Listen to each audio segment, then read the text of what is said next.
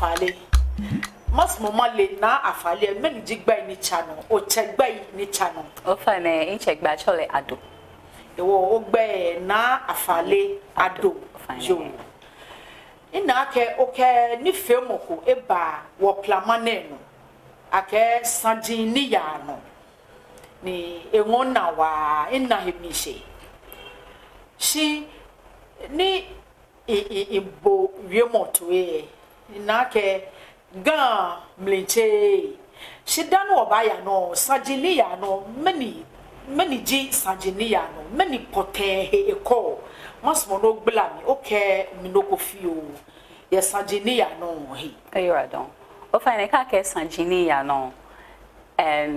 if it's more dane ni bi ya no ye Ghana ke man concrete no e o inko ke me no ke ono jono TV o ke ba ke shin ni me pie ni ekula me sumo amekwa TV alo me pobo radio to e wo inko kengme no akeshin sanjini ya no Ghana alo no ko ye ni mokole shimiele mabote fian ni eho koni ya jike ba koni me pie ni ye ni amele no ni ya no Ghana ke other countries se koni amele no ni ya no e wo fan no ji sanjini ya no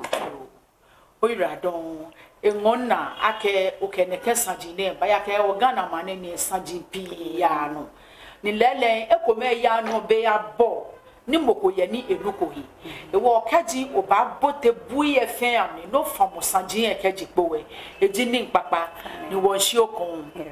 si no ni ipasi ni inajia ke ogan wie mo emi che kra na efemi na pe wo ya ke grafo mo bi jibu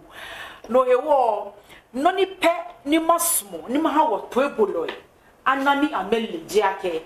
wonya ni yo Naa Afarley Addo grafo mo bi ni si bebi e wo fe wo to mo ni wie mo mi e ya che si ni fe mo hu ni e ka bakpa no eji no ko ni ehihia ni se na mo ye no hewo ake ono jio no wo ni fe mo ne eji no ko ni wo ke kase gan ni wo ke gbla gan wie mo mi ni wo ke tagan he mongo e fe ni gan ni fe mo yo wo no ni wo ke jipo we wo ba cho Naa Afarley gan wie mo ka shi e gan wie mo ba jaje ni e ba mo ye to ya bona fe ni eni fe mo ne ke ba plama no mo fe mo ni o ba butu e bo mu ona he mi she ni enwo ona wo gan ni fe mo le sort e pi he wo Naa Afarley mosmo ma wo otu no ake da ochie oba kase loko wo hie gan kase mo fio ni ye bekuko mi wiemo ba chake e ba mashi ojugba ono jo no kwelo ene le won wo nyeshi ke wo twi fe ake nye ha wo be fio woni fe mo ni di sajini ya no ye bekuko mi nye ba na ake agbenele enu ogami etwa abe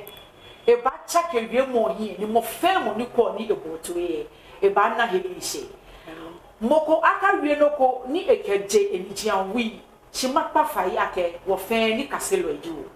no he wo kaji moko fe noko ni etoton ye gbe no o ba check we se blow ni wo fe wo kase e ake wo fe yi to ko beta wo hin ake wo gan ni eya wi ko ni gan akwe papa ni ebu ono ojo no TV wonda ni fe shi ake ye nabe nye kashi nye kwewo ye wo plamane